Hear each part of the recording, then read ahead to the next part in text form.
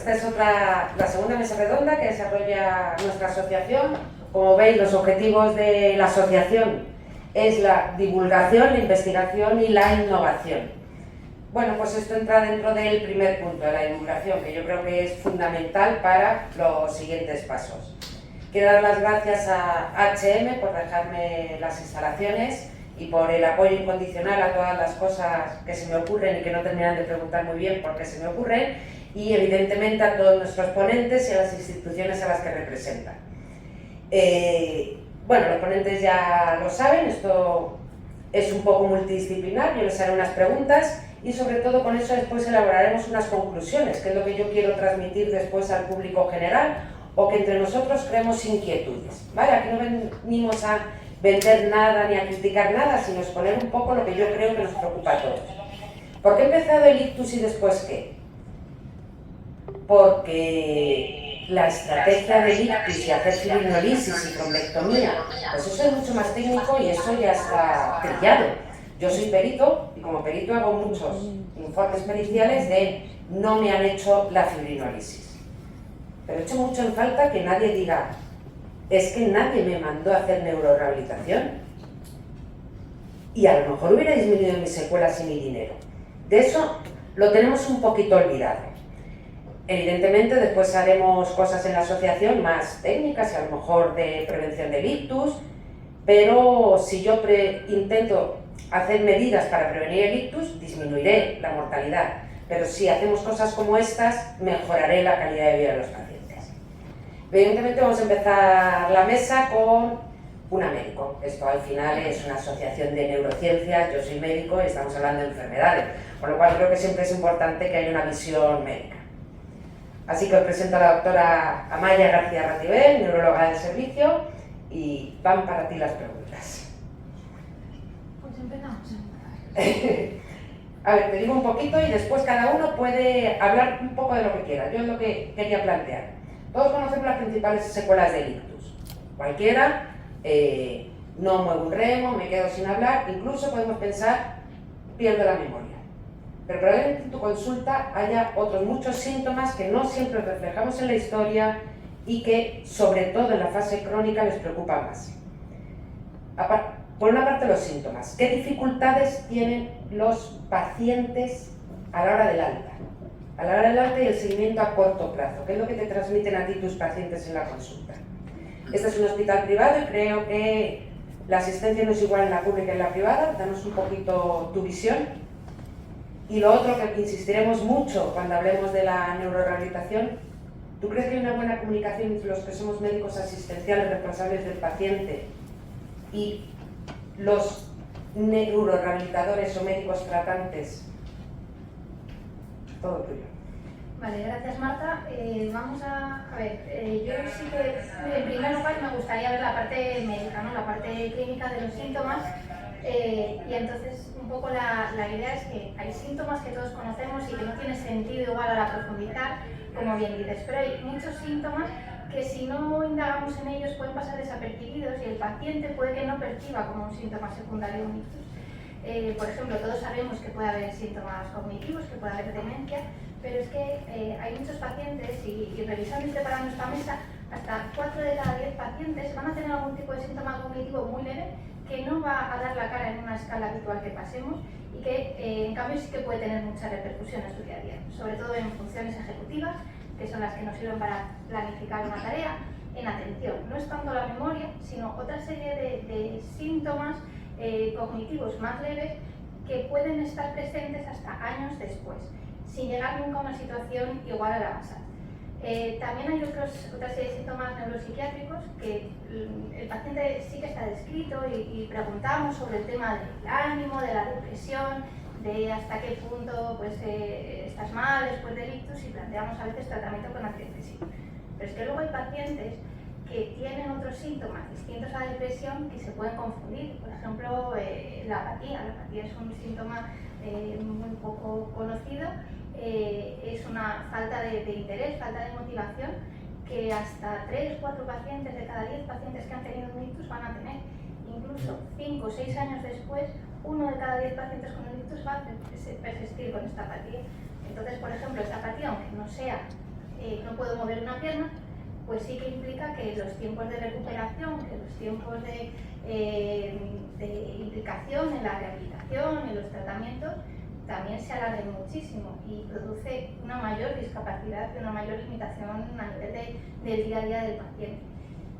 Luego hay otros también desconocidos, como son la ansiedad. Hablamos de depresión, pero la ansiedad está presente en muchos, el 20% de los pacientes con un ictus. Generalmente suelen ser trastornos de tipo de fobia, de afobia, de fobia social, pues desencadenados por el miedo a tener ictus. Es verdad que a veces también pues si no indagamos no les podemos dar valor y pueden limitar mucho, por ejemplo, la vida social de nuestros pacientes. Existe también un grupo muy importante de pacientes, como 1 de cada 2, solamente de los pacientes van a tener fatiga hasta 1 año, 2 años después de haber presentado el ictus. Igual no es tan evidente en el momento inmediato, pero sí que una vez que se establecen el domicilio, se va haciendo la rehabilitación, lo van a presentar. Puede ser fatiga física o puede ser fatiga también mental. Entonces, por ejemplo, revisando un poco para esta charla, la mitad de las guías clínicas a nivel internacional no hablan de la fatiga como secuela, hablan de todas las otras, siendo un síntoma tan frecuente, ¿no? Y luego también, bueno, pues todo este global de síntomas también asociados a trastornos del sueño. Entonces son muchos síntomas que incluso se pueden llamar casi invisibles porque no hablamos de ellos o si no indagamos el paciente no los va a relacionar con su ictus, pero que lógicamente también repercuten. Si no duermes bien y no tienes ansiedad, pues al día siguiente vas a estar cansado, no vas a hacer bien la rehabilitación, te va a limitar más. Todo esto está, la depresión por supuesto, todo esto está interrelacionado. Y bueno, pues no existen escalas, no existen medidas aplicadas a ictus para valorar este tipo de síntomas.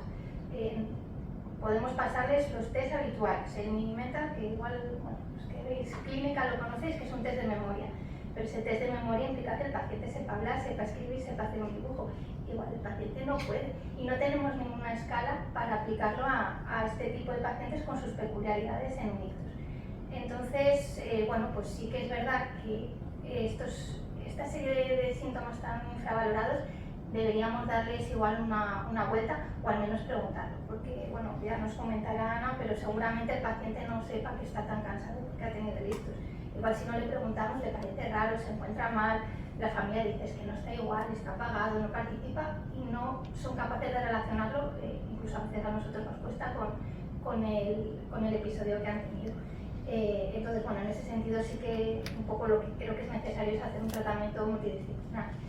Y con esto pasando un poco a tu siguiente pregunta, sí que es verdad que la sanidad privada, que es lo que ahora os puedo comentar de cómo se realiza este proceso, es complicado el tema de la comunicación y de la derivación de los pacientes, porque no tenemos esa figura de asistente social, no tenemos un recurso de la seguridad social donde derivarles, no tenemos ningún centro donde hay una derivación directa, no hay neurorehabilitación como tal dentro de nuestros centros, existe fisio, pero ni siquiera hay logopeda para el momento agudo. Entonces, aparte de toda la sobrecarga que supone decirle al paciente, a su familia, que ha sufrido un ictus y que tiene una serie de secuelas, pues hay que decirles, ahora toma, yo te doy un informe y vete preguntando a ver en qué centros te pueden ayudar. Y es complicado. Y es verdad que, claro, pues lo mismo son centros en los que nosotros alguna vez nos llega algún informe de fisio, algún informe de su médico que le trata, pero en general no tenemos esa información y posiblemente ahí nos falta información, porque sí que es verdad que creo que usamos muchas veces a los familiares de mensajeros. Me han dicho que te diga que no duerme bien, me han dicho que te diga que a ver si le puedes subir un poquito el tratamiento de no sé qué. Entonces es verdad que eso es una medicina poco, me parece que es difícil de tratar bien a nuestros pacientes. No sé si con eso te he respondido a todo. A todo. Muchas gracias. Bueno, os presento a Ana Campos. Ana Campos es paciente de mi servicio hace bastantes años ya. 2015. Ana tuvo un ictus siendo joven. Cuéntanos un poquito tu experiencia. Cuéntanos qué necesidades de rehabilitación tuviste. Ana es cierto que desde el punto de vista médico mío, que yo fui su médico directa, afortunadamente no tuvo mucho déficit. Pero esa es mi percepción, la suya creo que inicialmente fue un poco diferente. ¿Qué necesitaste de rehabilitación? ¿Cuánto has tardado en reorganizar tu vida?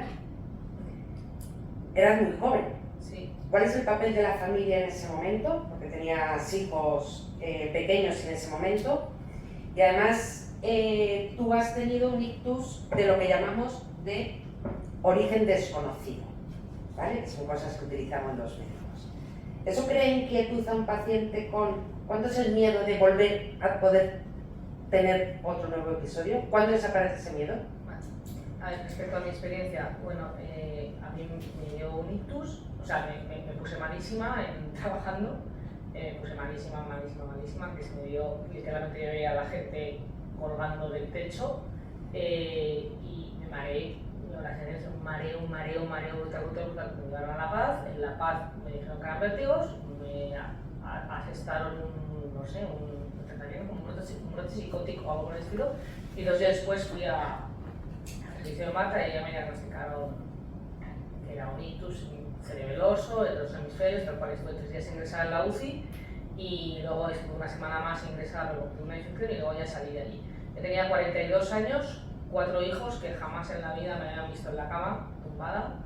Trabajo fuera de casa en un despacho de abogados y lo de estar enferma es como que no está en mi esquema, ¿no? Y encima, como no me morí ni me quedaron secuelas ni nada, yo salía andando del hospital y demás, pues has tenido muchísima suerte, entonces yo me dije, a mí no me ha pasado nada.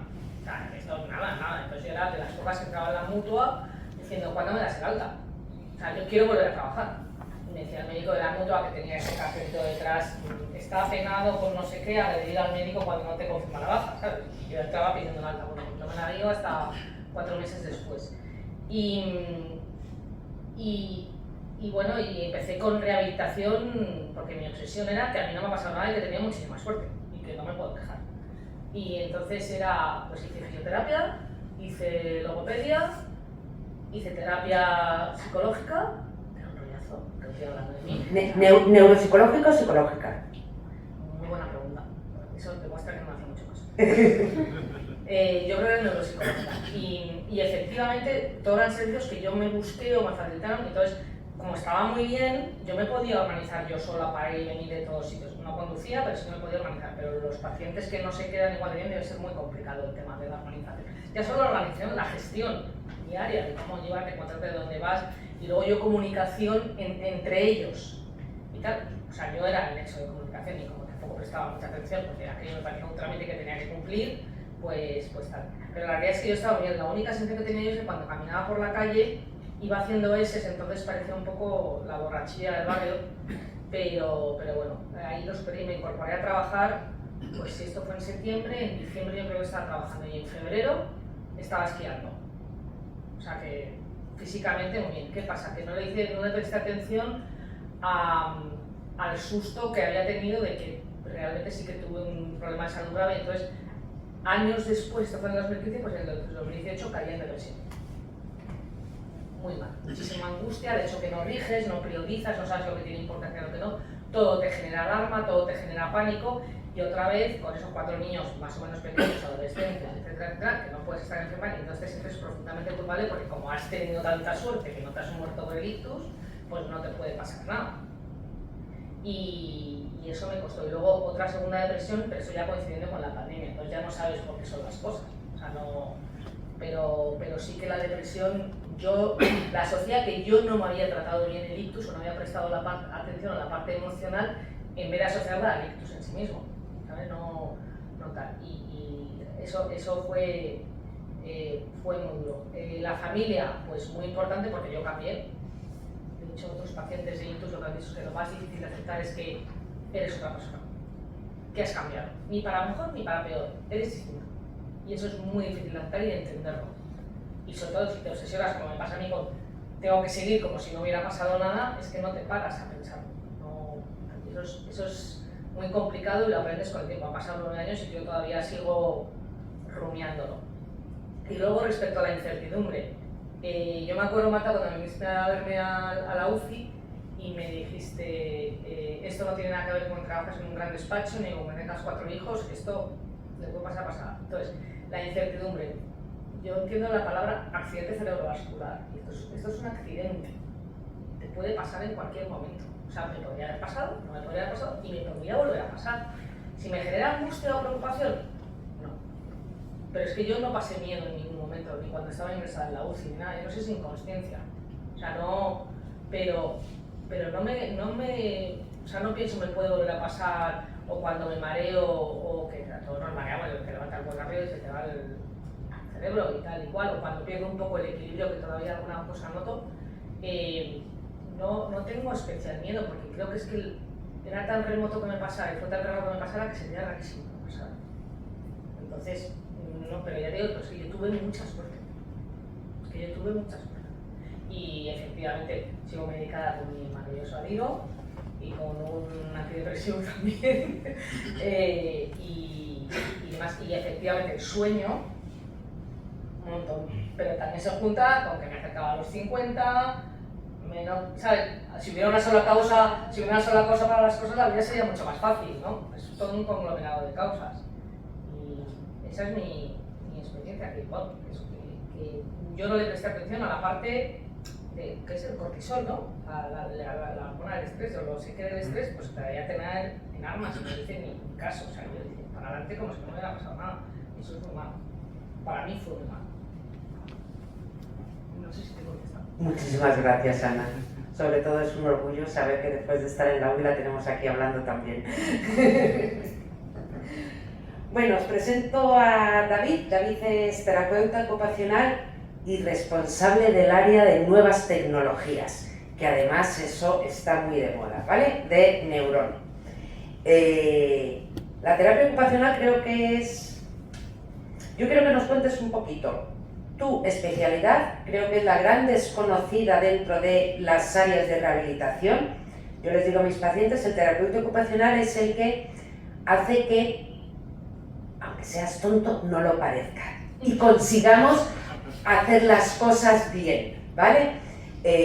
Pero creo que la gente no conoce bien cuál es tu tarea, pero también creo que es que fenomenal que tú consigues que no parezcan tontos, pero la importancia del equipo multidisciplinar.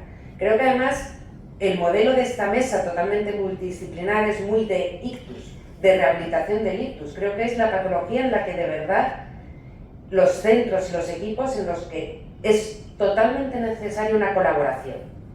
Y como te dedicas a nuevas tecnologías, después la otra parte, ya no tanto la asistencial, probablemente lo hablaremos ahora después con Enrique. Uno de los problemas de la neurorehabilitación en nuestra comunidad, en nuestro país, en nuestra sociedad, es la falta a lo mejor de profesionales. Con las nuevas tecnologías vamos a quitar los profesionales. ¿Cuánto nos van a ayudar? Tú eres el que sabes de esto, te dejo la palabra. Muchas gracias, David. Perfecto, pues muchas gracias. Antes de comenzar, quiero agradecerte, Marta, por invitarnos a Neuron a participar en esta mesa y en concreto a mí como portavoz de todo el equipo de Neuron y de toda la familia de Neuron. Pues voy a empezar contándote qué es la terapia ocupacional, que es una descripción que tú has dicho. Me voy a poner un poquitín técnico en este aspecto. El terapeuta ocupacional es el profesional sociosanitario que se encarga, como la propia palabra lo dice, de la ocupación humana. ¿Qué es la ocupación humana? Pues haciendo una traducción es lo que hacemos en las actividades de la vida diaria, que pueden ser actividades tan básicas como comer, vestirnos, asearnos, ir a la ducha, hasta actividades más complejas, actividades que involucran a la parte más laboral o a la parte incluso educativa, si estamos hablando más de la parte más de infancia o adolescencia. Nosotros nos encargamos de rehabilitar aquellas limitaciones que han ido ocurriendo, ya sean motoras o cognitivas. Al fin y al cabo, eso implica unas limitaciones importantes a la hora de realizar esas actividades de la vida diaria. Y nosotros ahí es donde jugamos más nuestro papel. Sí que es cierto pues, que es una gran desconocida porque a pesar de que en España cada vez seamos más terapeutas ocupacionales en concreto especializados en el ámbito de la neurología y la neurorehabilitación, seguimos siendo esos grandes conocidos, sobre todo lo que es más en la parte pública, donde estamos más desaparecidos y donde los pacientes muchas veces pues, llegan a nosotros ante el desconocimiento, la duda, y llegan y descubren pues, un mundo que nadie les había enseñado. Aunando, por otra parte, yéndome un poquito más, esa parte más multidisciplinar, transdisciplinar que comentabas, esa importancia del equipo es esencial, no solamente de la parte médica, sino también con la parte que es más técnica, más el equipo que estamos en la rehabilitación. O sea, yo mismo con mi equipo cuento con logopedas, neuropsicólogos y neuropsicólogas y fisioterapeutas. Quiero empezar hablando un poquito también de los logopedas, otra de las grandes desconocidas que para mí es, vamos, una de las profesiones más bonitas y más necesarias en muchas ocasiones, ya que son los especialistas en trabajar esos componentes de disfagia, cuando hay limitaciones en el lenguaje y la comunicación, parálisis faciales, que de hecho es uno de los síntomas que suele aparecer en muchos pacientes que han sufrido un ictus, y temas de voz. Yéndonos al otro lado, de los síntomas invisibles, que estaba hablando la doctora García, aparecen nuestros compañeros neuropsicólogos y neuropsicólogas, aquellas limitaciones más cognitivas, emocionales o comportamentales, que a simple vista no es algo que se esté viendo, que no es algo que puedas ver visiblemente, que está oculto detrás y que en muchas ocasiones los familiares dicen no, es que era de personalidad ya agitada o su personalidad es que era así, y no se dan cuenta que están camuflando unos síntomas que son muy importantes de ese punto a la hora de trabajarlo. Y por último, no olvidar a los profesionales de la neurorehabilitación que son más conocidos, que son mis compañeros fisioterapeutas que me escriben condicionalmente, con los que trabajo mano a mano, codo a codo, son los que se encargan de la parte más de la rehabilitación de la marcha, el equilibrio y aquellos dolores que van más asociados con dolor neuropático, más este tipo de productos. Aunque cada uno esté trabajando una parte o se haya especializado en una parte, sí que quiero pararme un poco para hablar de lo que es la transdisciplinaridad, el romper un poco las barreras que tenemos nosotros y el decir que al fin y al cabo los pacientes son personas, no son componentes, no podemos separarlos por mucho que queramos. No porque seas más especialista en un campo significa que tengas que trabajar solamente eso. Considero yo que con mi equipo es que hemos roto absolutamente todas las barreras. Aunque haya un profesional que sepa más de un tema, hay que ir hacia adelante y evolucionar para que el paciente obtenga la mejor calidad de vida y la mejor funcionalidad en sus actividades de la vida diaria, que al fin y al cabo es en lo que consiste la neurorehabilitación. Y ya, por último punto, como bien has dicho, soy el responsable de las nuevas tecnologías y soy el encargado de mi empresa de aunar toda esa tecnología y ese conocimiento y aplicarla en nuestra rehabilitación. Para nosotros la tecnología es una herramienta que lo que nosotros estamos utilizando es en pro de la mejora de los pacientes, basándonos en la mayor evidencia científica a través de este tipo de herramientas. Lo que nos permiten las nuevas tecnologías es meter esa intensidad y esa repetición que muchas veces necesitamos para irnos dirigiendo más a ese fallo, a ese error, para aquellas limitaciones que en este momento están presentes, los vayamos acortando. Ahora, las nuevas tecnologías, lo que se piensa muchas veces es que nos van a quitar los puestos. La inteligencia artificial viene a quitarnos aquí el puesto de profesionales de la rehabilitación y esto está muy lejos de la realidad. Al fin y al cabo, es lo que ya he dicho, son herramientas que nos ayudan a mejorar a las personas. Son herramientas que nos ayudan en la rehabilitación, en el proceso, ya sea en los procesos iniciales o en los procesos más avanzados, para obtener esas mejoras. Y yo creo que más o menos he abordado todos los campos que me pedías, no sé si me he quedado algo en el tintero. Pero después nos queda un coloquio. Bueno, en el que entonces, todos seguramente podemos opinar sobre lo que has dicho o sobre lo que se nos vaya ocurriendo. Muchísimas gracias, David. Os presento a Julio Agredano. A Julio lo conocí hace bastante tiempo. La verdad es que no sé cómo llegamos a contactar, pero pues porque la vida nos tenía que unir. Supongo. Y lo rojo de la vida. Eso es. Julio es el presidente de la fundación, ¿no? Es Fundación Frenalitus. Ahora sí. Julio montó esta fundación porque él, también como Ana, muy joven, yo creo que prácticamente por la misma edad, 39. pues sufrió un ictus, Jóvenes, ¿no? adulto joven. Julio ha insistido mucho y Frenalitus insiste mucho en el punto de vista laboral. Ahora hablaremos con Amaya García Templado, por eso están sentados juntos. Porque lo sufrió en tiempo y lugar de trabajo. Y ¿tú crees que ha cambiado desde que tú tuviste el ictus la concienciación de las empresas, por una parte? ¿Cuál es el papel de las asociaciones y fundaciones? O sea, hasta aquí hemos estado, estas dos primeros ponentes, es la parte del hospital, está la parte de rehabilitación, y después cuando terminan en un centro de neurorehabilitación sigue necesitando una asistencia crónica. ¿Ese es el papel de las fundaciones o...? Yo creo que sí, pero dime tu opinión.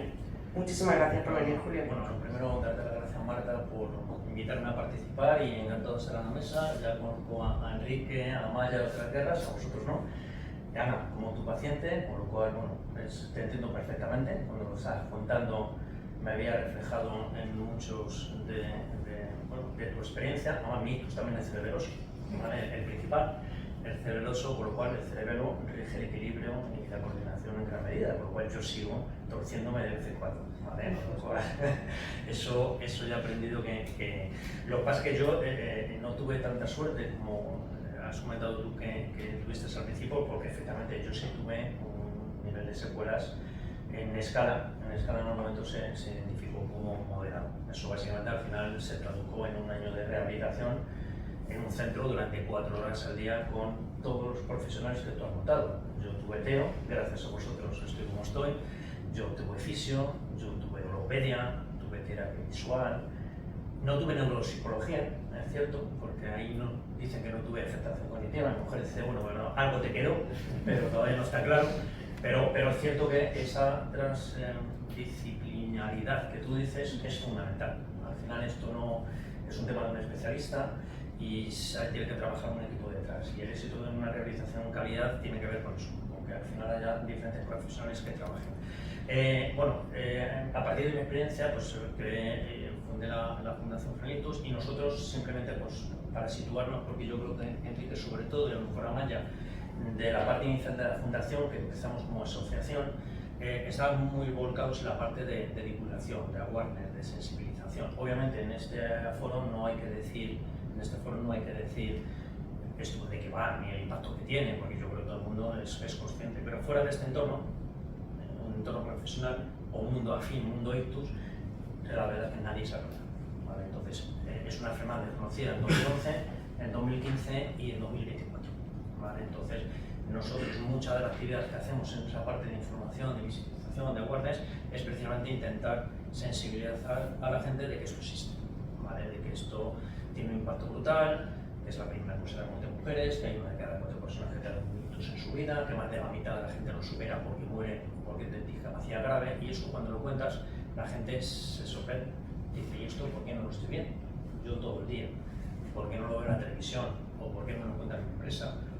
Entonces, al final lo que estamos intentando hacer desde la fundación es decir, todo esto, transmitírselo a la gente, para que la gente le ponga ojos a la enfermedad, vea que es algo que está realmente cerca de todos nosotros, y a partir de ahí podamos empezar a cambiar un poco la situación.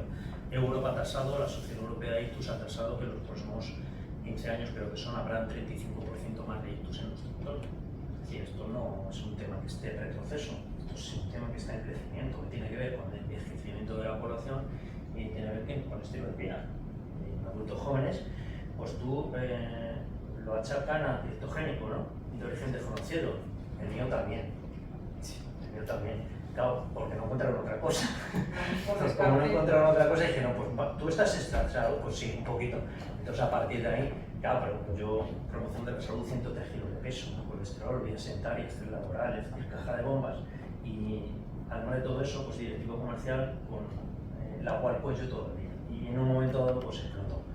Entonces eso bueno, los criptogénicos yo creo que es porque no se ha encontrado todavía el motivo, pero hay algo por ahí. Entonces la fundación trabaja en la parte de awareness, mucho en el entorno laboral. ¿Vale? Esta mañana, por ejemplo, hemos estado en unas jornadas organizadas por el Instituto Regional de Seguridad y Salud en el Trabajo, con tus antiguos compañeros. Y había una sala llena, 100 personas, 200 personas, técnicos de prevención de riesgos laborales, y cuando hemos contado 4 cosas, la gente ha levantado la cabeza y ha dicho, ¿qué me están contando? Y estamos hablando de salud laboral. Es decir, esto sigue siendo un gran desconocido. A tu pregunta de si ha cambiado, por supuesto que ha cambiado. Por supuesto que ha cambiado, y a lo mejor, obviamente, cada día hay mucha más gente que está sensibilizada y que está informada, pero todavía hay, digamos, ciertas enfermedades que tienen más visibilidad que otras. El día 19 de octubre es el Día Mundial del Cáncer de Mama. Yo no tengo ninguna duda que prácticamente en todos los sitios se hace algo. Y si no se hace nada, si tú pones la tele cuando vas a tu casa te lo encuentras, porque hay historias súper chulas y el marca rosa. Día 29 de octubre, Día Mundial del Ictus. Y ojo, este señor nos acompañó, uno de ellos. ¿Habéis visto algo alguna vez? Pues es complicado, ¿vale? Entonces al final hay que seguir trabajando, visibilizando la enfermedad, y el entorno laboral es un sitio fantástico, no solamente como gente de prevención primaria, sino también como gente de prevención secundaria y además como gente de multiplicación de la información, porque gracias a ellos, que son muchos, esos muchos pueden hablar con otros muchos, y ese es el objetivo. Al final es que cuanto más gente esté informada de este lado, pues al final la sociedad en general está mucho más formada. Me voy a centrar en la parte de paciente el día después, que es un poco lo que has comentado. Estamos hablando de awareness, luego hablaremos un poquito más en detalle de lo que podemos hacer desde la empresa para cambiarlo, pero aquí yo creo que además ya lo ha dicho al principio, y incluso tú, tenemos un sistema asistencial fantástico de atención aguda que salva la vida, ¿vale? Reducen secuelas, si se usa bien, ¿vale? Que al hospital no se va, al hospital te llevan, código ictus 112, eso también hay que transmitirlo, que la gente no lo sabe. Por cierto, la Comunidad de Madrid es uno de los sitios de referencia, no a nivel nacional, que obviamente sí, sino a nivel europeo. En el caso de la Comunidad de Madrid se pone como ejemplo a nivel europeo de cómo tiene que ser un sistema asistencial de atención aguda, ¿vale? Con lo cual funciona muy bien, pero luego efectivamente hay una carencia enorme el día después. Tenemos un sistema que te salva la vida, pero tenemos un sistema claramente deficitario en lo que es rehabilitación e integración de la persona en su entorno, y eso no se cubre. A nivel público, tú has dicho que no hay terapias ocupacionales, ¿vale? Pero tampoco creo que haya logopedas, y tienes muy poquito, y tienes rehabilitación de especialistas no de fisios neurológicos, sino fisios de trauma, que no es lo mismo, con lo cual hay una carencia ahí muy grande de que realmente esa cobertura no está esa necesidad no está cubierta, y ahí es donde tenemos que hacer un esfuerzo importante para cambiarlo. Sale publicado, no sé si este mes, antes de vacaciones o después de vacaciones, sale la nueva estrategia Plan Ictus que ha hecho el Ministerio de Sanidad, en la que hemos colaborado y hemos trabajado. Y uno de los aspectos importantes que han metido, que antes no estaba en la rehabilitación posterior. Es decir, esto ya hemos cubierto el tema de la trombolisis, la trombectomía, las unidades de ictus y todo eso, sí, hay que seguir mejorando obviamente, pero vamos a centrarnos mucho más en el día después, en el paciente. Y ahí, como decías, las entidades sociales tenemos mucho que decir. Obviamente nosotros no somos especialistas en rehabilitación, ¿vale? Nosotros la Fundación no tenemos especialistas, nos apoyamos, gente como vosotros, que son los que realmente hacen la magia y consiguen recuperar ciertas secuelas o ciertas capacidades que se han perdido. Pero hay otro montón de apoyo que las asociaciones podemos dar y que complementamos al sistema. Yo creo que se lo contaba antes a Maya y a Marta. Uno de los proyectos, nosotros tenemos una línea de inclusión, por eso no solamente la vinculación a Awareness, que es la que nos conocíais, sino que desde hace unos años trabajamos en la parte de inclusión, que es intentar facilitar la incorporación de la persona, la incorporación efectiva en su entorno. Y hace ya un año lanzamos un proyecto maravilloso, que además viene de una afectada, Sonia, que se llama Guiar en Daño Cerebral. Uno de los problemas que tiene esta enfermedad, que tiene muchos, es la alta hospitalaria. Yo creo que una Maya más o menos me daba un poco la razón. A la alta hospitalaria, lo normal es que cuando tienes un ictus y cuando te dan alta te lleves dos papeles, la fecha de la primera visita y la receta médica. Y un poquito más. Ojo, como en todo, hay grandiosas excepciones, pero no es lo habitual. Entonces lo que hemos hecho desde la fundación es decir, oye, ¿y qué tiene que ver todo lo que tiene que ver con ley de discapacidad, dependencia, medidas de apoyo, cheques, servicios para poder tener una rehabilitación de calidad, adaptación de la vivienda, incapacidad laboral absoluta, total, vamos a pelear para que tengan más recursos? Todo eso, ¿quién te lo cuenta? Están perdidos. Y entonces la gente tiene que recurrir a Google o a alguien que conoce a alguien. Entonces nosotros lo que hemos hecho de la fundación es precisamente eso. Es decir, hemos montado una especie de gestoría sin ánimo de lucro, obviamente, sin objetivo comercial, para asesorar a esa gente cuando está perdida.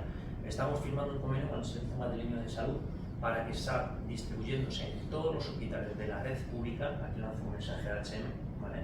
Todavía no estamos con red privada, pero vamos a estar con red privada, precisamente para eso, para que cuando ellos en consulta o alta hospitalaria detectan que alguien les pregunta, en vez de decir llama a servicios sociales, que es lo habitual, que por cierto, servicios sociales en la Comunidad de Madrid pedir citas son 3 meses, punto.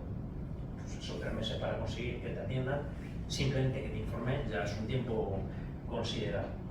Entonces empezar, y ahí actualmente los hospitales públicos ya están derivando, además de los 2 papeles, dan un tercero, que es información del proyecto, y nos llaman. Bueno, pues en lo que va de año, el año pasado hicimos 147 familias solo en la Comunidad de Madrid, que son pocas para la dimensión que tiene Madrid, ¿vale?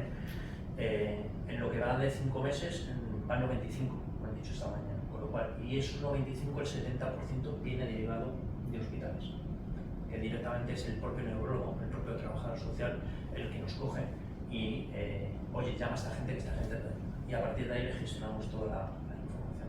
Entonces, efectivamente, en eso es un ejemplo, pero todo lo que sea apoyo emocional, todo lo que es una red de apoyo, lo que es socializar. Uno de los problemas que tiene esta enfermedad es que el aislamiento social. ¿Por qué? Porque la gente tiene secuelas, entonces la gente no quiere salir, no quiere mostrarse. Entonces existe y hay que ayudarles a que realmente salgan y mantengan una actividad, un sentido de utilidad, y todo eso es creando una red de apoyos. Y esa red de apoyos se la damos nosotros, se la dan las asociaciones de pacientes. Entonces, bueno, por no extenderme, pero en todo lo que tiene que ver en la parte post, yo creo que hay mucho que podemos aportar desde las entidades sociales. Entonces, no solo obviamente nosotros, sino pues, CEDACE o cualquier asociación provincial, pues están haciendo una labor fantástica, que es cubrir básicamente una carencia que tiene el sistema. El sistema nos llega a todo, bueno, pues nosotros de alguna forma cubrimos esa parte. Yo no sé si me he dejado algo, porque me lío. No, porque es que casi has contado todo lo que le quería preguntar a Maya y a Enrique también, o sea, lo llevas a ver y te paso al No se lo final. preguntas por adelante. Muchas gracias, pero seguro que ahora después en el debate se te siguen ocurriendo cosas, que a mí ya se me ha ocurrido alguna de las que has dicho. Perdón. Bueno, Amaya García Templado, ya una asidua a la Asociación Española de Neurociencias, que estuvo también en la anterior mesa, y la vamos a usar siempre como médico del trabajo para todas nuestras ideas. Muchas gracias, Amaya, por volver. Bueno, Julio ya ha dicho parte, creo que a ti se te va a ocurrir también alguna cosa diferente, que algo así me amenazó, que no solo eran mis preguntas, con lo cual estoy expectante. Prevención hacemos en las empresas o en médicos del trabajo. Readaptación laboral, que es lo que a veces, que si una total, que si una no sé cuántos, que... Vale. El otro punto que, como os he dicho, yo soy perito y trabajo en una mutua de accidentes de trabajo. En ese momento en el que se decidió que cualquier ictus, si te pasa en tiempo y lugar de trabajo, es accidente laboral. Yo aquí no voy a dar mi opinión, la daré después. Hay jurisprudencia y no se puede cambiar. ¿Esto es así? Bueno, un poco unido al caso de Julio. Él pesaba antes 180 kilos, o no sé cuánto, ¿vale? 103, pero sí. Vale. Para la foto Vale. es la misma. Y después, ¿somos embajadores de la salud? Yo creo que es muy importante que mi compañero de trabajo sepa que si de repente ya no puedo hablar, hay que llamar al 112 y que mi compañero de trabajo, si me quedo dormida en el ordenador, en estas oficinas llenas de pantallas que uno con su puesto, sepa identificarlo y sepa saber. Eso lo podemos hacer los médicos, lo puede hacer la televisión, lo pueden hacer fundaciones y asociaciones, pero lo hacemos desde el punto de vista de medicina del trabajo. Y ahora espero tu aportación nueva. Muchas gracias, Amaya. Bueno, buenas tardes y otra vez muchas gracias a la Asociación de Estudio Española de Neurociencias y a ti, Marta, por contar conmigo, y os vuelvo a dar la enhorabuena por cómo enfocáis los temas. Me parece además, y esta mesa estoy además, con todo lo que he escuchado, no puedo estar más de acuerdo. Y os agradezco también que tengáis en cuenta la opinión de la medicina del trabajo, que lo que comentábamos el otro día, somos unos médicos un poco rarunos, no nos conoce mucho la gente, e incluso nuestros propios compañeros a veces no saben muy bien lo que hacemos, pero bueno, tenemos nuestro papel y gracias a estas divulgaciones podemos hacerlo entender mejor a la gente. Bueno, digo que no puedo estar más de acuerdo con lo que he escuchado de momento en la mesa, porque además de médico del trabajo, que he tenido pacientes que desgraciadamente han sufrido algún accidente cerebrovascular en el trabajo, también he sido familiar muy directo de un paciente con ictus y no puedo estar más de acuerdo con lo que habéis contado. No como paciente, pero como el entorno directo del paciente, y efectivamente es así, es tal cual.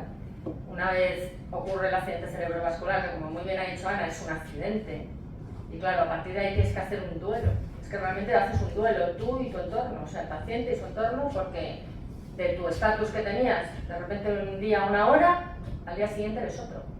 Y eres otro, y se te transforma la vida y se te pone todo patas arriba. Con lo cual, no puedo estar más de acuerdo en que el paciente es una persona que engloba todo, engloba su familia, engloba su entorno más próximo y el entorno laboral también. Y lo complicado que es después integrarte a la vida, una vez te dan el alta, efectivamente. Te dan un informe y con un poco de suerte te dan un informe un poquito detallado para poder buscar un centro donde rehabilitarse. Y efectivamente es difícil. Me ha alegrado un montón de lo que ha comentado Julio porque te encuentras muy perdido. Yo, médico, y me he encontrado, bueno, Marta sabrá toda la paliza que le tuve que dar en su momento. Te encuentras perdido si eres médico, no me quiero imaginar una persona ajena a todo esto. Es que te encuentras muy perdido y es complicado. Entonces, estoy totalmente de acuerdo en el enfoque que habéis dado cada uno de los que habéis participado, la rehabilitación, la logopedia, las disfagias, lo importante que es eso. Y porque también me ha ayudado, tiene una buena parte, me ha ayudado a ayudar después a mis pacientes, a mis trabajadores, cuando se han enfrentado a un accidente cerebrovascular, que por cierto, Julio, desde que te oí una vez, ya no digo ictus, digo accidente cerebrovascular, ya no hablo de cardiovascular, eso no, hablo de cerebrovascular. Pues desde hace 3 años se ha cambiado a enfermedad cerebrovascular, no accidente. Ah, pues ahora enfermedad La Sociedad Española de cerebrovascular. Neurología ya está diciendo enfermedad cerebrovascular, que es una enfermedad. Enfermedad, efectivamente, que tiene que tiene un impacto en un un momento. impacto gigante. Vale, pero... Con respecto a si se determina accidente de trabajo, que me decía Marta, bueno, es verdad que todo lo que ocurre en el trabajo no tiene por qué ser un accidente de trabajo, ¿vale? Tiene que haber una serie de concurrencias para que sea un accidente de trabajo. Es decir, la primera, la causalidad, que no sea una casualidad, que sea una causalidad, que haya una relación mínima con el trabajo, por lo menos, ¿no? Una relación de tiempo también, una temporalidad, etcétera. Pues revisando la siniestralidad española de este año pasado, me quedé sorprendida, porque ya me quedé sorprendida en su momento cuando Julio dijo en una de sus charlas que era la primera causa de muerte en mujeres. Y pensé, jolín, yo siendo médico debería saber esto. lo estuve comentando con trabajadoras cuando vienen a la consulta, con familiares, mujeres. ¿Sabéis cuál es la primera causa de muerte en las mujeres? Te puedo decir que casi ninguna me dijo que era el ictus, casi ninguna, la cerebrovascular. Y todos enseguida me decían, pues cáncer de mama, infarto de miocardio, pues no, es el ictus, ¿no? Creo que ahí, y ya enlazo con el, ¿hacemos suficiente prevención realmente? ¿O damos a conocer de verdad esta enfermedad, empezando por los médicos del trabajo, el resto de facultativos, como con la importancia que tiene? Pero es que el otro día, revisando las estadísticas de accidentabilidad en España, me vuelvo a quedar sorprendida. La primera causa de accidente mortal laboral es el accidente cerebrovascular. Las enfermedades no traumáticas. Exactamente. Cuando uno piensa en un accidente de trabajo mortal, lo primero que se le ocurre es un accidente, por ejemplo, en la construcción, ¿no? Un precipitado, o un accidente, desgraciadamente, que ocurrió hace 2 semanas en Madrid, hay una plancha de hormigón y atrapó a 2 trabajadores. Lo primero que se te ocurre es eso. Lo segundo que se te ocurre son, después de las caídas o lesiones, se te ocurren los accidentes de tráfico, que pueden ser la causa más frecuente de muerte en el trabajo. Pues resulta que es el accidente cerebrovascular. Así que en este caso, efectivamente, nosotros hacemos prevención en el trabajo, vigilamos la salud, se supone que somos garantes de la salud de los trabajadores, tenemos que conseguir que salud no se pierda ni por culpa del trabajo, ni por culpa de que la malgasten ellos mismos con malos hábitos de vida, pero no sé si ponemos foco siempre, por ejemplo, desde el punto de vista de salud laboral, teniendo en cuenta que es la primera causa de muerte por accidente de trabajo, entona un poco el mea culpa de la medicina del trabajo, porque no sé si nos enfocamos suficientemente en el ictus, en el accidente cerebrovascular. Eso por un lado. Una vez se ha producido, desgraciadamente, el evento, otra cosa que ahí sí que te contesto, Marta, nosotros hacemos mucha formación a los trabajadores. Entre otras cosas, se les dan cursos de primeros auxilios y de reanimación cardiopulmonar. Procuramos que se detecte precozmente la parada cardiorrespiratoria para ir corriendo a por un desfibrilador y que el tiempo sea efectivo, el tiempo de atención sea efectivo. Yo en mis cursos de primeros auxilios, cuando los doy, siempre hablo de ictus, evidentemente. Sí, más que nada, porque me ha tocado de cerca y porque me toca de lejos. Pero no sé si somos suficientemente vehementes en la detección precoz, porque es verdad, y sobre todo en mujeres, porque es verdad que la sintomatología en mujeres es más rara. Y las cosas pueden parecer, pues eso, puede ser un mareo o un no mareo, no sé si tal, me voy a acostar, yo creo que me está doliendo un poco la cabeza, es que me encuentro como rara. A mí en la consulta solo vienen asustados con el ictus por 2 razones. Una, o porque ya pasaron la presa, o porque les duele la cabeza, o han amanecido con un ojo rojo, Entonces vienen corriendo para que les tomes la atención porque de repente se acuerdan del ictus. Pero es verdad que en el día a día no está como primera causa de accidente laboral, por ejemplo, como resultado de muerte. Y después, suponiendo la prevención terciaria, que es lo que dice Julio también, esto ya primero la prevención primaria, la secundaria y ya la terciaria. Bueno, el paciente puede ser que es una enfermedad que muchas veces deja secuelas, eso ya lo hemos dicho y eso está muy claro. Es verdad que la población activa, como es más joven, pues suele tener, como decía Ana, suerte, entre comillas, ¿vale? Y es más fácil que se recuperen. Hasta que llegan al proceso de recuperarse y que se considere en un primer momento que se les da el alta, han llevado ahí un periplo importante, que eso tenemos también que tenerlo en cuenta. O sea, han tenido que, para que te den un alta, has tenido que luchar contra ti mismo, estar en programas de rehabilitación. Si tienes, por ejemplo, una disfagia, una disartria, una cosa así, no puedes hablar, es muy complicado. Pero bueno, supongamos que llega el momento en el que se considera que la persona, muchas veces, no es por curación, pero por mejoría te dan el alta. Y entonces estás en edad laboral y yo creo que ahí llega ya la prueba de fuego, que es, porque tienes que vivir, pero es que es encima incorporarte al trabajo. E incorporarte al trabajo es no solo hacer tu ejercicio laboral, sino a la vida diaria, a los atascos, a las prisas, y sobre todo porque te incorporas a un puesto de trabajo donde quieren una persona que más o menos esté trabajando al 100%. Y ahí es donde encontramos normalmente nosotros el problema. Desde medicina del trabajo se hace algo, por supuesto. Cuando una persona tiene una baja prolongada, luego veremos lo que es, porque es un concepto un poco, como dicen ahora, random, ¿no? Es un poco depende. Pues por ley está obligado a que la persona contratadora, la entidad contratadora, la empresa, la administración, le ofrezca a esa persona un examen de salud, un reconocimiento médico, donde vamos a valorar la actitud que tiene esta persona. A ver, según su estado de salud, si puede ejercer su trabajo al 100% o no puede. ¿De acuerdo? Esto sí que quiero que quede claro. El examen de salud que hacemos los médicos de trabajo, esto lo hacen los médicos del trabajo, es un examen desde el punto de vista de la salud. Nosotros no estamos mirando la capacitación de una persona para hacer un trabajo.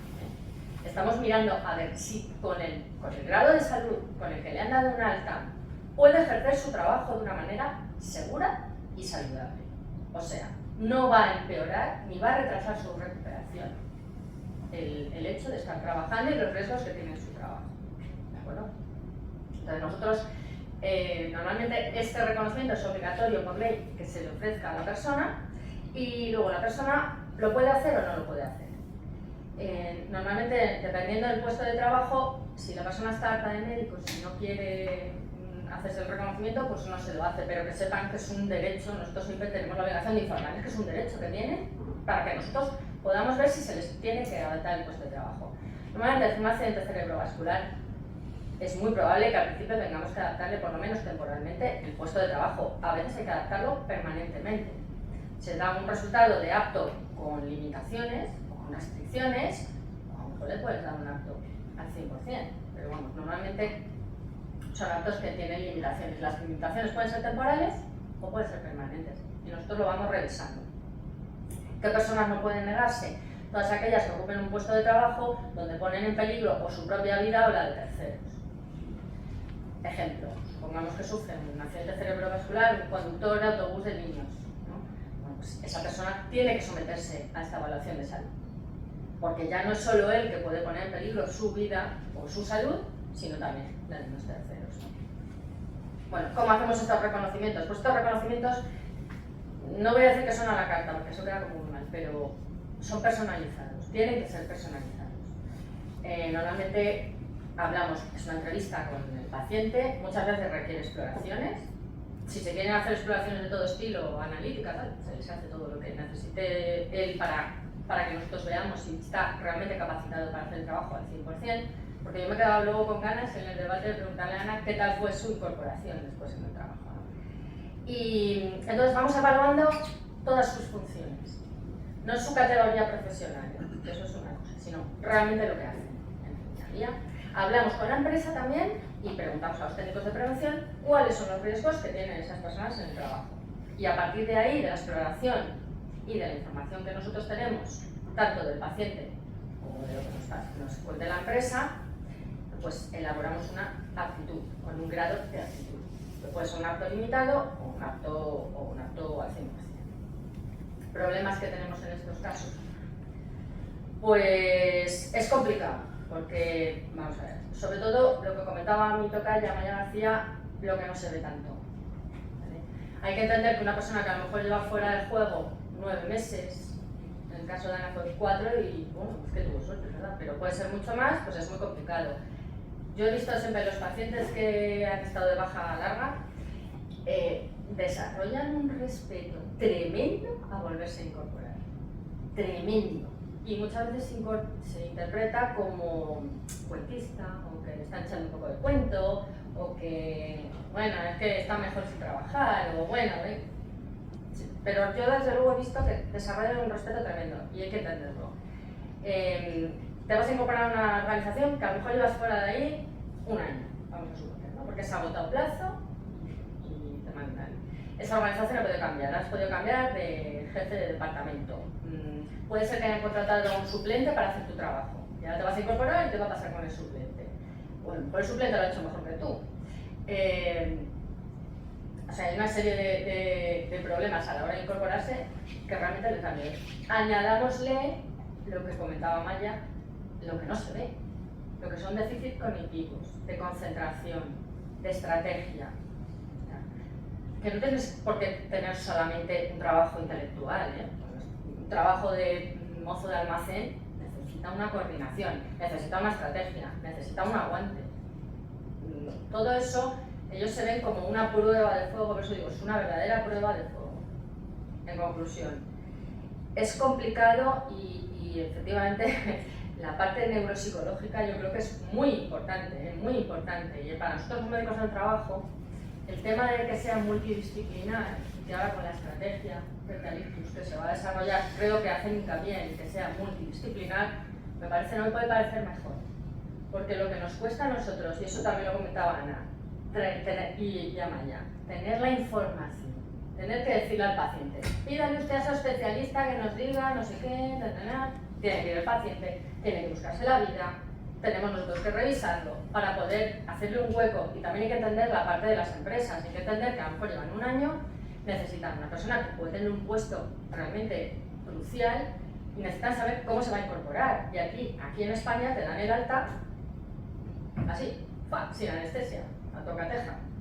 En otros países europeos, y me consta porque tengo trabajadores, como trabajo en multinacionales, pues tienen responsables de fuera, de Europa. Y me consta que en otros países europeos la incorporación después de bajas importantes es paulatina. Y está estabilizada, está establecido así, y entonces depende de los procesos, pues depende del país. Yo ya estaba preguntando a mis compañeros de medicina del trabajo, los que viven fuera, es una incorporación paulatina y se puede ser, incluso a veces en esa incorporación sigue de baja el paciente. Entonces porque tiene derecho a retractar, ¿no? A decir, bueno, pues si acaso me tengo que volver otra vez para atrás, no vaya a ser que... Pero eso facilita mucho, nos facilita a los médicos de trabajo, le facilita al paciente y le facilita a la organización, porque se pueden preparar, mientras que tú tener a un señor y decirle, bueno, viene, pero esta primera semana viene al 30%, luego ya el siguiente mes, y además no le deis tareas que estresen mucho. Eso es muy complicado, las adaptaciones estas de puesto de trabajo son muy complicadas. Entonces mi propuesta sería, efectivamente, que se hicieran comisiones multidisciplinares, en las que realmente sí que todos los que están englobados en el proceso, por ejemplo, en procesos complicados, como puede ser el ictus y su rehabilitación, estuviéramos implicados para que la integración del paciente fuera de verdad plena y muchísimo más sencilla, pero para todos nosotros. Y no sé, me enrollo un poco también porque la propuesta. Un poquito, pero porque nos has dado la visión también del familiar, que era el que nos faltaba en la mesa, pero no nos cabía nadie más, con lo cual esa es la otra figura que nos faltaba. Muchas gracias, Amaya. Bueno, y nuestro último ponente es Enrique Ruiz Escudero, senador y médico y exconsejero de Sanidad de la Comunidad de Madrid. Y después de haber hablado todos, es al político, que viene como figura política, el que tiene que aunar un poquito todas las necesidades, ¿no? Como hemos ido haciendo, por orden. Ya lo habéis dicho, ha cambiado la mentalidad de las autoridades sanitarias, evidentemente en Madrid, no hay nada, bueno, pues lo que hemos dicho, se va a cambiar la estrategia del plan de ictus, donde, aparte de objetivo disminuir la mortalidad, pero sobre todo lo innovador, según mi criterio, porque disminuir la mortalidad está muy bien, pero sobre todo lo innovador es la importancia de la neurorehabilitación. También frente al plan de ictus de la Comunidad de Madrid, versión primera 2014 con versión reconvertida al 15 frente a la del 2021, ya también ahí en la Comunidad de Madrid se cambió las cosas, con lo cual yo creo que sí que está cambiando. Pero, ¿por qué crees que estamos montando esta mesa y que somos un poquito, no críticos, sino diciendo, es que faltan cosas? Porque hay escasez de recursos, porque falta inversión, porque faltan profesionales. Después una cosa que ha dicho Julio, la Comunidad de Madrid evidentemente es uno de los planes al ictus, y yo que soy profe les doy el de la Comunidad de Madrid y algún otro y funcionamos fenomenal y lo tenemos muy bien organizado, pero hay una desigualdad en comunidades autónomas que alguien tendrá que plantearse. Es cierto que yo siempre he dicho, si tienes un ictus, que te dé enfrente de la princesa, por ejemplo, en Diego de León. Hay desigualdades en muchas cosas, pero también después llegamos a un momento donde hay desigualdades desde el poder adquisitivo, porque gran parte de la rehabilitación yo a lo mejor me la puedo pagar, pero un mozo de almacén, a lo mejor desgraciadamente no. Yo lo dejo ahí. Cuéntate. Bueno, en primer lugar, muchas gracias por la invitación y sobre todo por compartir con los ponentes esta mesa. Y bueno, yo creo que hablar de una única causa de cuál es la situación del ictus, que yo creo que humildemente, y si me permitís, en la Comunidad de Madrid el compromiso ha sido total. No lo digo por la parte que yo estaba de consejero, sino desde el año 2008, que creo que fue la primera comunidad autónoma de toda España que hizo un plan de asistencia al ictus específica, y sobre todo que ha ido evolucionando en la línea pues, de muchas cosas que se han hablado aquí, ¿no? De la multidisciplinariedad, de reducción de la mortalidad, de ir mejorando en la neurorehabilitación, el compromiso con las familias, de muchas cuestiones. Es verdad que nunca de lo que se planea el resultado es óptimo, ¿no? Pero es verdad que el compromiso yo creo que es claro, y de hecho la Comunidad de Madrid, y además eso así lo hicimos, tratamos de liderar en todo momento el plan de ictus de carácter nacional, y siendo consciente de que las diferencias son claras. Bueno, porque Madrid también es verdad que es una comunidad relativamente pequeña, que son 800.000 hectáreas, tiene un alto nivel de hospitales de alta cualificación, está muy cerca, no hay ningún madrileño que tarde menos de 20 minutos en llegar a un servicio de urgencia, esté donde esté, y eso por supuesto que apoya, pero también porque hay un respaldo para que esto se produzca así. Y yo creo que el tener ese plan de ictus, que es cierto que la actuación es absolutamente, bueno, doy los datos, creo que en el año 2023 en la Comunidad de Madrid aproximadamente hubo 10.000 casos de ictus o de enfermedad vascular, 7.000 de ellos eran de carácter isquémico, los otros eran hemorrágicos, y el código ictus se activó en 3.000 ocasiones, que eso significa que hay 9 casos al día que se activa ese código, que responde. El código es realmente la fortaleza de la multidisciplinariedad, ¿no? Un diseño principalmente por neurólogos, coordinado con el SUMA, con cosas, con innovaciones que hemos incorporado, ¿no? Por ejemplo, algo de un concepto que se habla aquí, que es el concepto comunitario, ¿no? A veces la sanidad privada, ese concepto de lo que es la medicina de la comunidad, tiene más dificultades. La red, sin embargo, de la Comunidad de Madrid, el Servicio Madrileño de Salud, permite que ahora mismo 112.000 pacientes sean seguidos, bueno, valorando sus riesgos, sus secuelas, y que tengan esa atención sanitaria solo en la atención primaria. Bueno, pues todo eso hace que la actuación, bueno, pues se haya reducido, se ha mejorado mucho la esperanza de vida, bueno, con ese objetivo que fue el planteamiento de la Comunidad de Madrid, llegar a un 70% de supervivencia en el año 2030, que creo que es un reto exigente, pero creo que es un reto que tenemos que cumplir. Claro, con la dimensión que tenemos y sobre todo contando que la actuación inmediata, la actuación en fase aguda yo creo que es muy buena actuación, y tengo que decirlo porque los resultados están ahí, pero es verdad que hay que seguir evolucionando, ¿no? Desde el 2008, 2014, primera evolución del plan, y la última fue en 2021, además que el director del plan es Superior 10 PG2, que la verdad es que luego también es verdad que el liderazgo de las personas a la hora de que los planes salgan adelante es fundamental. Es una persona muy rigurosa, muy trabajador, con carácter, que yo creo que ha venido muy bien y que ha conseguido hacer todas estas cuestiones, ¿no? Que realmente ¿qué es lo que faltaba en el año 21? Pues principalmente incorporar la atención primaria, que era uno de los puntos fundamentales que se ha hecho. También lo que se hizo fue mejorar la neurorehabilitación, que es lo que teníamos que hacer. Es verdad que ahí luego entraré de manera como más específica para poder hacerlo. Y otro de los puntos importantes, otros dos, eran el código ictus pediátrico, que también Madrid activa 3 hospitales, que son La Paz, Gregorio Marañón y 12 de octubre, que también hay casos. Creo que se activó 80 veces el año pasado, en el año 2023, lo cual también dice su importancia. Y luego, por otro, que es una fase que no hay que dejar nunca de lado, que es la humanización. Yo ahí incorporaría todo, no solo las relaciones con las opciones de pacientes, que son fundamentales.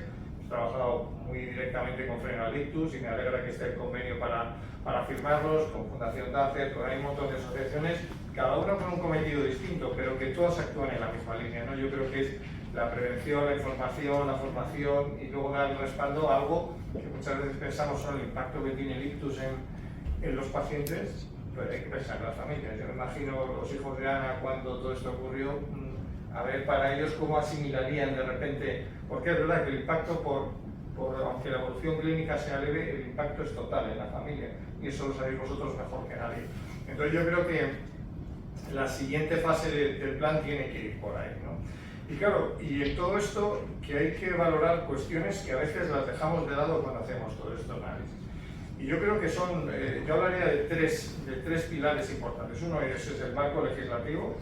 El marco legislativo no acompaña en nada a hacer planes multidisciplinares donde hay que hacer alianzas estratégicas, donde hay diferentes especialidades médicas, donde hay diferentes categorías profesionales, no ayuda absolutamente nada. Y sobre todo, influyen también los modelos de gestión. Si todavía, y voy a hacer una pequeña crítica al Ministerio, cuando empieza a valorar que los modelos de colaboración público-privados, o sea, hay que ir reduciendo, entonces vamos fatal. Porque realmente lo que permite los modelos de colaboración público-privado, por supuesto que siempre con la titularidad de la sanidad pública, que es la que marca las reglas del juego, pero que luego puedan entrar más jugadores dentro de ese modelo, yo creo que eso va en virtud de los resultados, porque a veces hablamos de las asociaciones de pacientes, pero ellos prestan servicios y son de carácter privado y no pasa absolutamente nada y nadie lo cuestiona porque sea una asociación de pacientes. Que yo creo que si se marcan bien las reglas del juego puede ser otro elemento importante.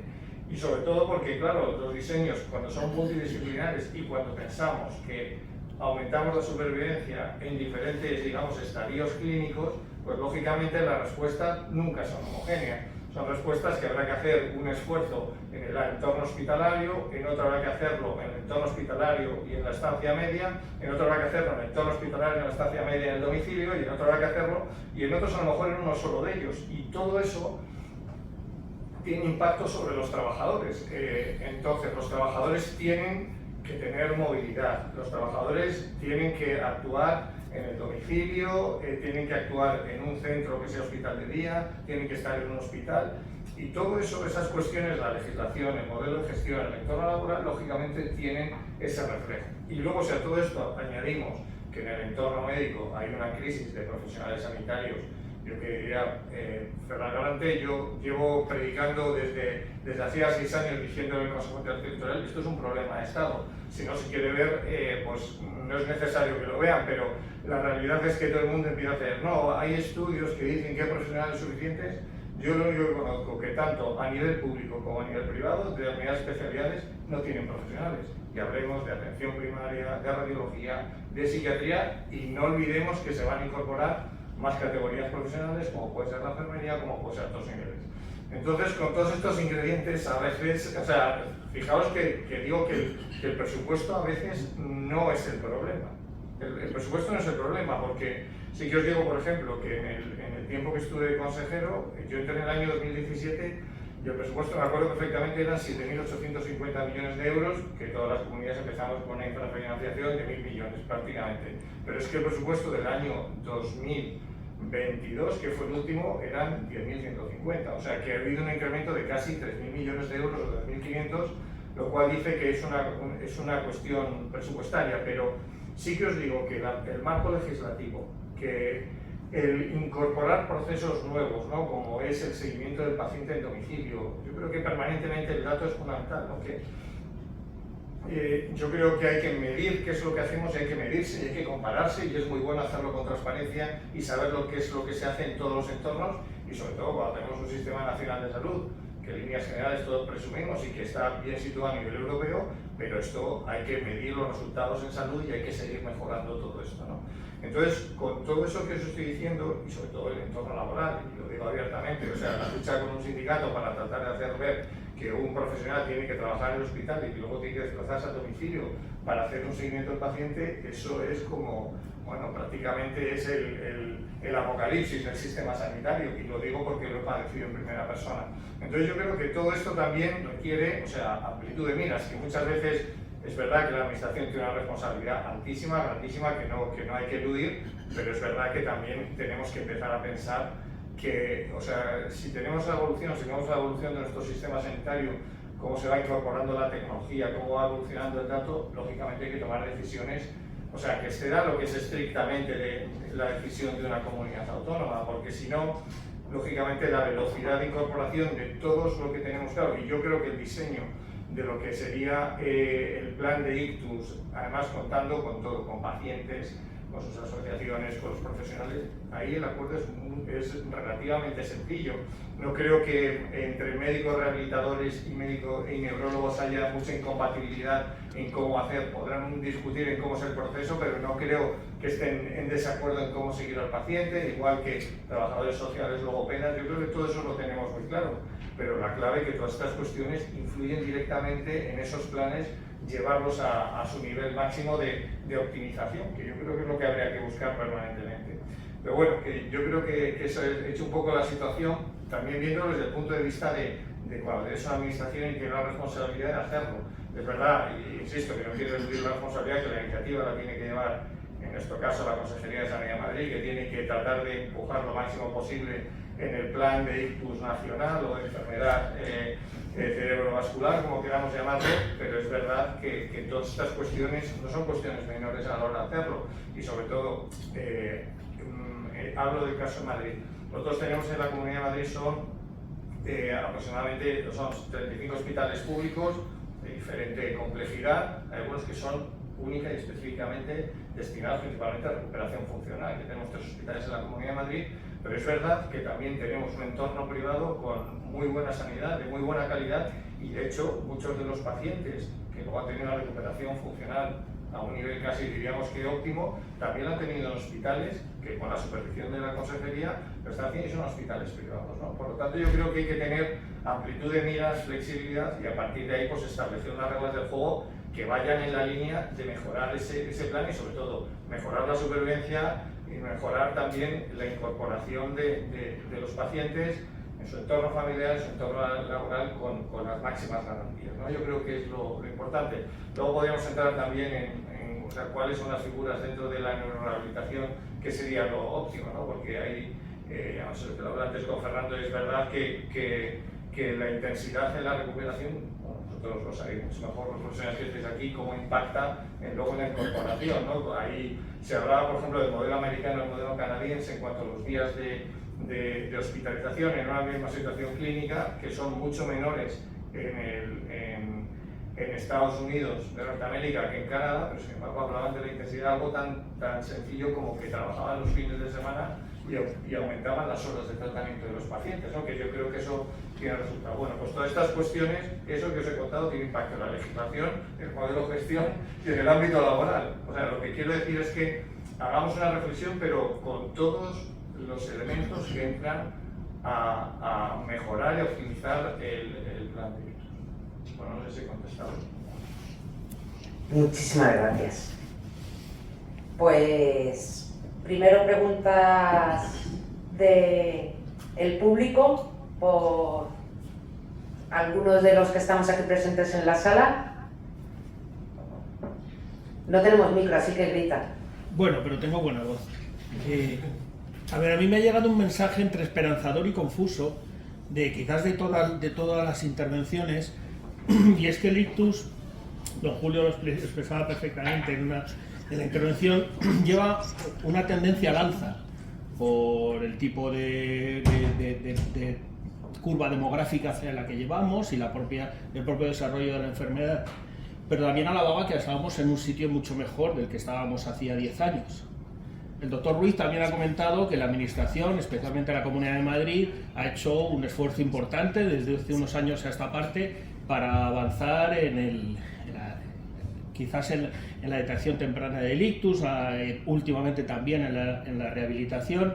Quizás la Administración central, por las dificultades competenciales que puede tener, va un poco retrasada en ese desarrollo, pero mi duda entre eso, la esperanza y la confusión es ¿qué pendiente tienen esas curvas? Es decir, ¿qué va más rápido? ¿El deterioro de la enfermedad, el avance de la medicina o de la tecnología, la capacidad de la administración para aportar las soluciones que eso lleva? Es decir, estamos en un entorno en el que todos subimos, pero lo que más deprisa va es el desarrollo de la enfermedad.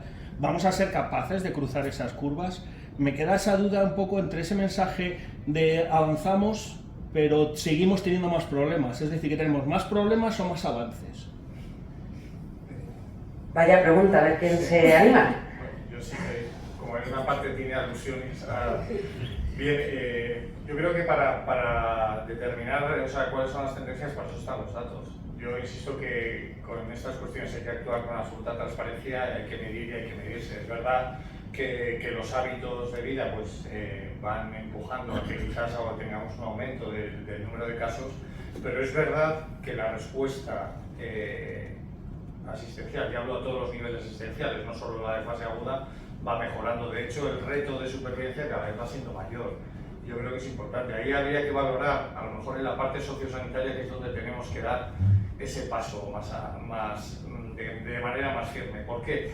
Porque es verdad que si nosotros vemos que la actuación, cuando se produce la enfermedad cerebrovascular y se activa el código ictus, es que todo eso va como... hablo del ejemplo de Madrid, va de maneras con una coordinación rapidísima. Además, esta es una de las enfermedades tiempo-dependientes, que es la que luego, bueno, cuando Madrid se situó como primera región europea en mejora del estado de salud y en esperanza de vida, uno de los parámetros que se medía era las enfermedades tiempo-dependientes, principalmente infarto e ictus, ¿no? Y yo creo que esa parte funciona muy bien, pero hay que mejorar en la parte de la neurorehabilitación, lo tengo muy claro. Porque además es que, insisto, claro, como cada vez el diagnóstico es precoz, de intervención es precoz, la supervivencia mejora, claro. Cada vez hay más pacientes para los que tenemos que dar una neurorehabilitación y cada vez más personalizada. Porque ahora mismo, como tenemos el equipamiento, la tecnología ahora lo permite. O sea, antes era impensable implicar a una familia en la neurorehabilitación de un paciente en su domicilio. Pero es que ahora hay asociaciones de pacientes que lo que están haciendo es, dicen a la familia, no, fórmate tú también, que tú ayudas mucho si dedicas una hora al día a tu familiar a poder hacerlo, ¿no? Y yo creo que el mensaje es de esperanza, principalmente, porque toda la incorporación y la innovación científico-técnica que vamos haciendo, yo creo que es buena.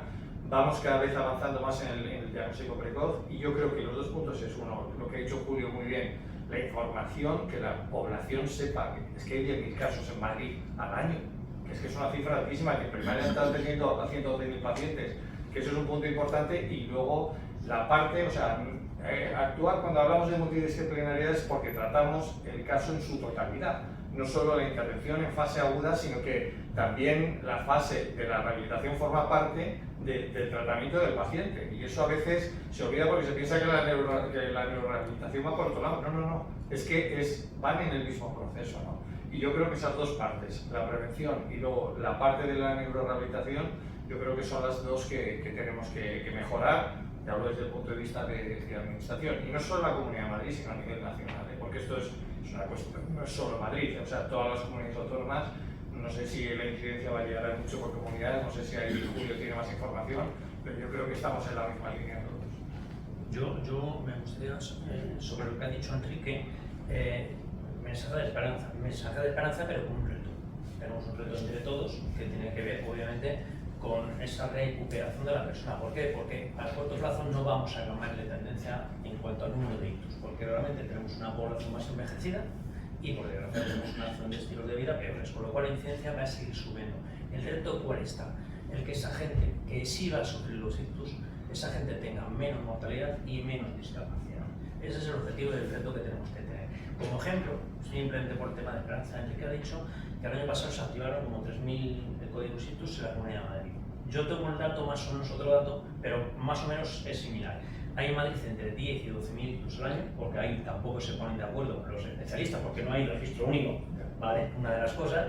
Entonces, de esos 10 o 12.000 se activan entre 2.800 y 3.000 códigos ictus al año. Bueno, en 2019, que es un 17%, 15-17% de los que hay en 2019 era el 9%. Es decir, se ha pasado entre el 19 y el 2024, una pandemia de por medio, ha casi duplicar la cifra de activaciones de códigos. Y de eso tiene mucho que ver con que cada vez es una enfermedad mucho más conocida, ¿vale? Con que cada vez estamos haciendo más cosas a nivel de divulgación en la sociedad para que la gente sepa lo que tiene que hacer. Cada día hay menos gente que se va a la cama, sigue habiendo gente que se va a la cama, ¿vale? Sigue habiendo gente que se va a la cama, pero ya la gente empieza a pensar, no es raro esto. Pues si es raro, ¿por qué no actúo? Y actuar no es ir al hospital, actuar es llamar al 112. Y a partir de ahí se activa. Entonces, para mí, mensaje de esperanza. Como reto, claramente, vamos a tener menos mortalidad, más ictus, menos muertes, pero más discapacidad. ¿Por qué? Porque vamos a tener más supervivientes con más secuelas. ¿Vale? Entonces, el reto cuál está en conseguir tener una neurorehabilitación que absorba todo eso, que actualmente no la tenemos. Actualmente no la tenemos. ¿No? A mí me gustaría dar un apunte más, o sea, sobre todo más a la parte esperanzadora y sobre todo trayéndolo más a lo que es mi campo, que es el campo de la neurorehabilitación.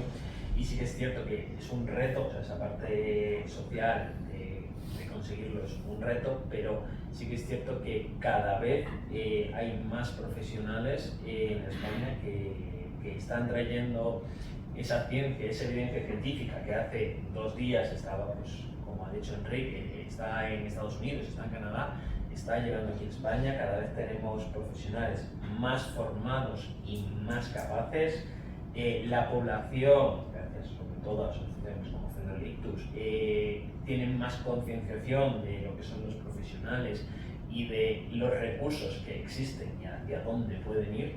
Y además, no solamente eso, sino que el campo de la tecnología, la intensidad y la evidencia científica cada vez está más presente en nuestro día y vamos avanzando hacia adelante. Por lo tanto, yo sí que lo considero un dato esperanzador, que todavía tenemos ese reto por delante para poder abordarlo, pero sí que estamos como un poquito más cerca, nosotros aunando en nuestra dirección y en el caso más social aunando hacia la nuestra.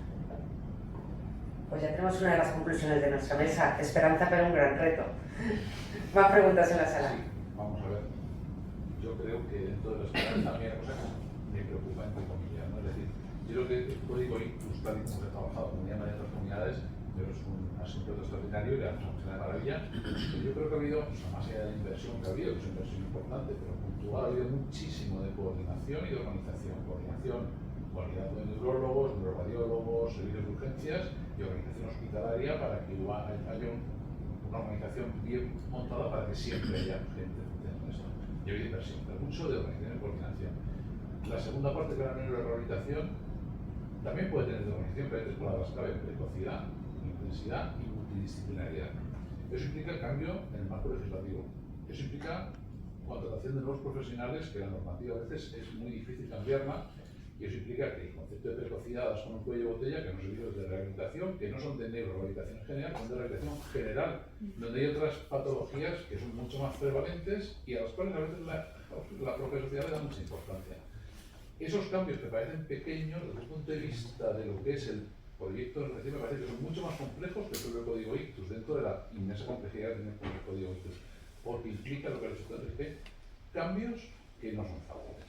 Entonces, no sé qué solución pueden tener, pero no le veo una solución de corto plazo, porque el código Ictus al final fueron neurólogos, pusieron de acuerdo, banalizando, que se pusieron de acuerdo, lo hicieron muy bien, servicios de urgencia y tal y cual, y pedir dinero pues para la trombectomía y demás. Esto tiene muchas más implicaciones, y esa parte sí que me preocupa, porque no veo que en este momento esto sea un cambio de hoy para mañana, ni de hoy para un año. No sé tú cómo has vivido en primera persona, si ves que eso es fácil de hacer, o si es más fácil probablemente llegar a acuerdos y buscar soluciones de corto plazo, no lo sé. ¿Cómo lo ves tú? Bueno, tampoco quiero tomar aquí la palabra, pero bueno, sí que sí, o sea, yo creo que hay que hacer todo. Me refiero, o sea, nuestros servicios de rehabilitación tienen que mejorar, me refiero en el sentido de tener más profesionales, de poder especializarse más o de poder trabajar mejor en coordinación con la atención primaria, que ya me consta que lo hacen. Y también, o sea, ¿por qué no profundizar en los modelos de colaboración público-privada? Ya se hacen y funcionan bien, además con la relación que tiene una administración sobre los resultados que tienen que tener sobre los pacientes que derivan. Pues es más, hay pacientes que lo digo porque a veces nos pasa, que se activa el código Ictus y cuando ya superan la fase aguda te piden ir a un centro de media estancia y no te piden que son los de la Comunidad de Madrid, o sea, los que son propios de gestión directa pública, sino vas a otros de gestión privada y no pasa nada, porque la satisfacción del paciente es buena, los resultados de salud también son buenos y yo creo que hay que actuar a todos los niveles. A veces no es fácil, ¿no? Pero yo hay una cosa que siempre cuento, que es con el consenso y el apoyo de los profesionales. O sea, el código Ictus, si no llega a ser porque un grupo de neurólogos toma la decisión de empezar en 2008, yo creo que Madrid no hubiese llegado a esos niveles de respuesta, yo creo que buenos, ¿no? Pero no solo hay que quedarse ahí, ¿no? Que dentro de los retos que ha dicho muy bien Julio, que ha dicho mucho mejor que yo, es verdad que invitar la esperanza, pero hay que seguir avanzando. O sea, esto no puede pararse porque sobre todo es que nos acompaña todos los avances científico-técnicos y eso es fundamental y eso hay que aprovecharlo y por eso tenemos que minimizar el impacto que pueda tener legislación o los modelos de gestión o el entorno laboral de los profesionales. Yo creo que lo que dice los profesionales, el código ICTUS lo idearon mis adjuntos, tampoco fue inmediato, o sea, que además desde que se implantó hasta que de verdad empezó a funcionar bien, ya implantado también nos costó entenderlo a los propios médicos asistenciales. Pero yo, por eso le pregunto, una de las preguntas que le he hecho a Maya es, ¿hablamos con los rehabilitadores? Los propios neurólogos, muchos neurólogos asistenciales, desconocen la neurorehabilitación, desconocen los centros. Aquí hay gente en mi servicio que puede decir que cuando hay que dar de alta a alguien, Marta, ¿dónde le mando? ¿Vale? No termina. Creo que también somos mucho nosotros, los propios médicos, los que tenemos que insistir, que tenemos que colaborar con el resto de nuestros compañeros, que nos lo tenemos que creer. Y que los que se dedican a la neurorehabilitación tienen también que, porque creo que a veces tampoco lo piden, en algunos sitios es como un centro cerrado y no contacto con el médico asistencial y mucho menos con el médico de cabecera. Independientemente de la inversión, de la falta de profesionales, yo creo que somos los propios profesionales los que tenemos que creernos lo primero. Yo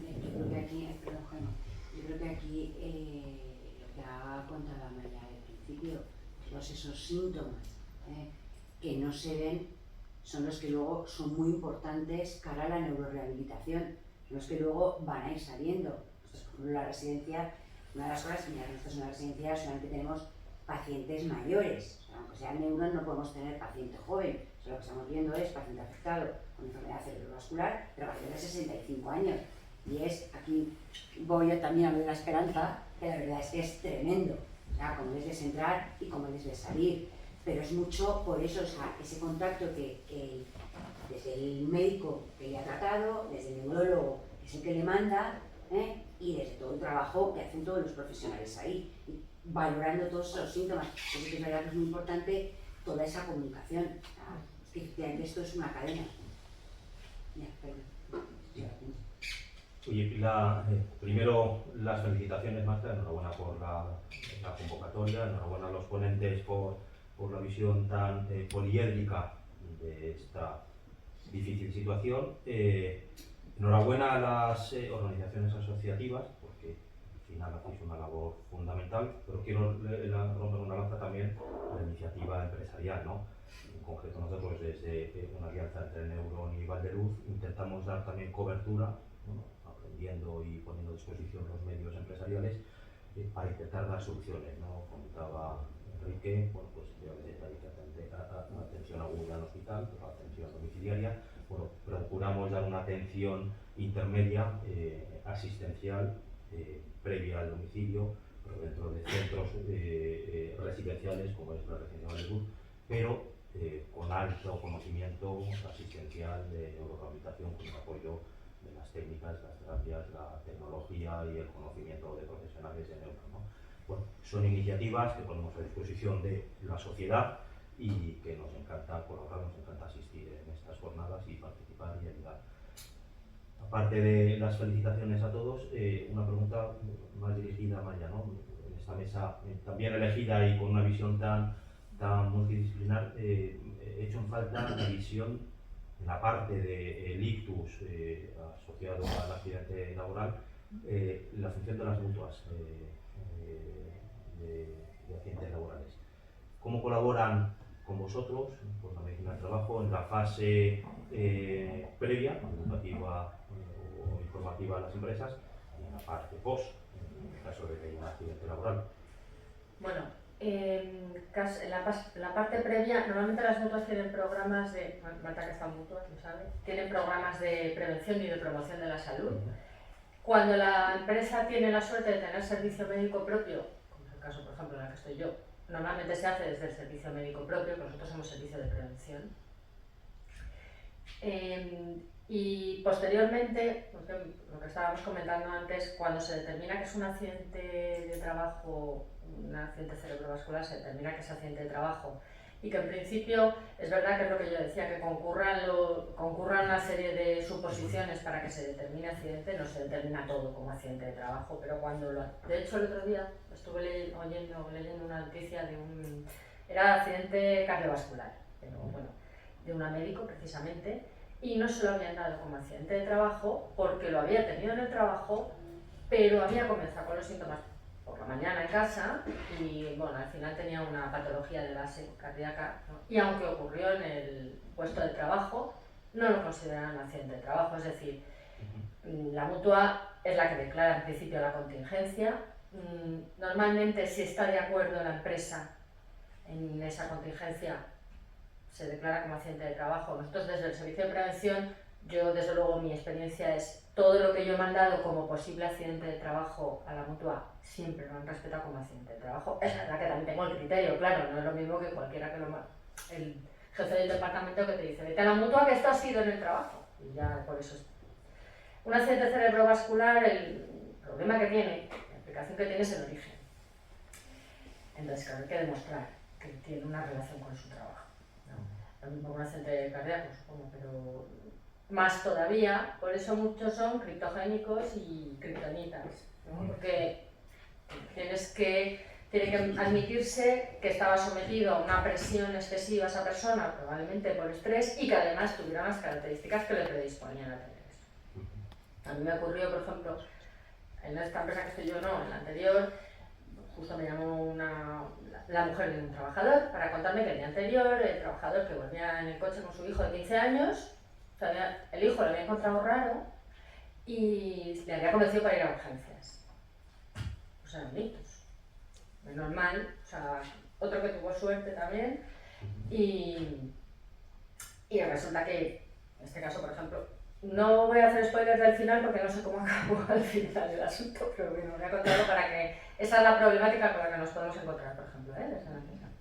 Entonces, fue urgente tal y me llamó al día siguiente su mujer porque su marido, que estaba en la UCI, le había pedido por favor que llamara a la empresa porque estaba preparando un proyecto, era un jefe del proyecto, tenía un equipo a su cargo, era un proyecto con Estados Unidos también, era muy complicado y estaban muy nerviosos todos y que iba a pasar con el proyecto.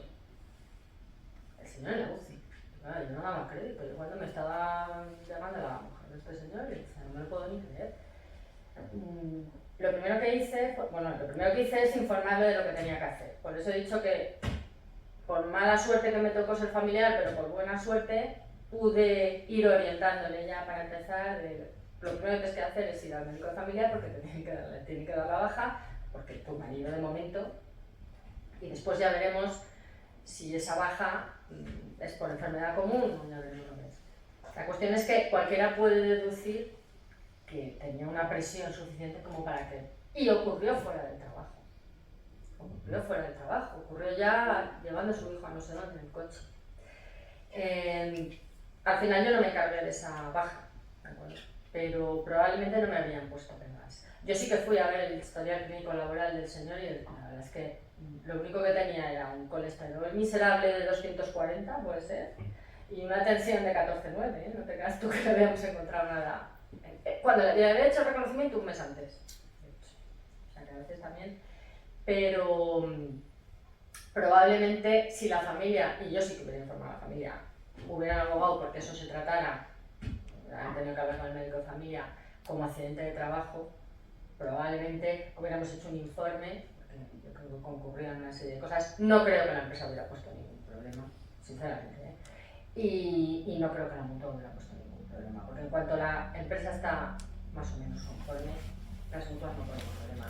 Otra cosa es lo que estábamos comentando antes. No todo lo que pasa en el trabajo es accidente de trabajo y eso es así también. Y en ese difícil acuerdo entre cifras, 10.000 ictus en la CAM, 3.000 códigos ictus, ¿tenéis porcentaje de cuántos pueden estar declarados accidente laboral? Y pues mucha pega no pueden poner cuando es la primera causa de muerte de accidente. Pero hay mucha jurisprudencia encontrada ante dos casos idénticos o muy idénticos la decisión varía drásticamente y depende mucho del tribunal. Depende del perito, depende del perito que llevas. Depende del Y perito. depende también de quién te ayude a presentar todo eso, ¿vale? Porque si yo no me equivoco, el que tiene que de alguna forma demostrar si es el trabajador. es el trabajador. La carga de la prueba está en el La carga de la trabajador. prueba está en el trabajo, que ya eso ya me parece un poco perverso, el que realmente seamos nosotros los que tengamos que demostrar todo eso. ¿Tú, Marta, como perito, te has encontrado en alguna...? Yo es que hago responsabilidad sanitaria, pero sí que tenía mucho social cuando ya soy muy mayor. Y cuando, Bueno, no tanto. cuando yo empecé fueron las primeras sentencias del Tribunal de lo Social en las que se empezaban a no considerar los ictus que ocurrían en tiempo y lugar de, por definición, si ocurre en tiempo y lugar de trabajo, es laboral, a priori. Y ahí empezaron las primeras sentencias, porque se igualó a los infartos cardíacos, que eso sí que está muy claro, ¿vale? Entonces, como los infartos cardíacos sí que pueden ser por estrés, igualan los ictus por estrés. Lo que pasa es que no está tan demostrado que el estrés y el ictus, aunque hay muchos estudios, no termina de estar tan demostrado. Sí que ahí se sacaron los in itinere. Vale, ya si te da el ictus yendo a trabajar, eso no se considera, mientras que un tráfico sí. Y después es cierto que a priori la jurisprudencia dice que si es en tiempo y lugar de trabajo, lo más probable es que lo ganes. Pero depende del perito, depende del caso. Yo perdí uno estando en la multa en la que estaba y era una chica que se fue al baño, tosió y es que tenía un foramen oval, o sea, estaba mal hecha del corazón y simplemente tosió porque estaba catarrada, pero tosió en el baño del trabajo y podía haber tosido en cualquier otro sitio. Pues lo perdí, a pesar de decir que es que la causa no es el estrés, es que tiene una malformación cardíaca. Yo como perito lo que puedo decir, y como aquí no hay juristas, me lo voy a permitir, ostras, es verdad que se me había olvidado, es que no era paciente, no era abogada. Es que soy laboralista. Vale, pero me iba a meter con los... Bueno, iba a hablar de los jueces. Una vez que te metes en un juicio, por muy claro que lo tengas, depende de lo que decida su señoría. Y nunca se sabe. Incluso hay jurisprudencia al contrario, es decir, fuera de tiempo y forma, Sí. Y sin embargo se ha reconocido como accidente laboral.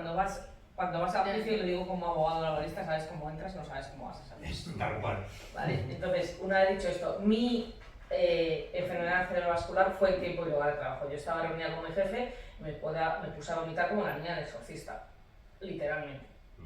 Y ni en el despacho, el servicio de prevención que tenemos, etcétera, etcétera, ni el chavo que viene y me atizó un, no sé lo que era, según mi cuñado, al que tú conoces, un matacaballos, tal, y me llevaron a La Paz y en La Paz ni siquiera me hicieron resonancia, porque yo no tenía sobrepeso, tenía 42 años, no fumo, nada, no tenía nada, pero mi secretaria que vino detrás dijo, a mi marido le pasó lo mismo y era un ictus, y en La Paz no me hicieron resonancia y me mandaron a casa. O sea, y yo acudí al hospital de San Chinarro 48 horas después, o sea, de las primeras 24 horas de alto riesgo, me las chupé yo solita.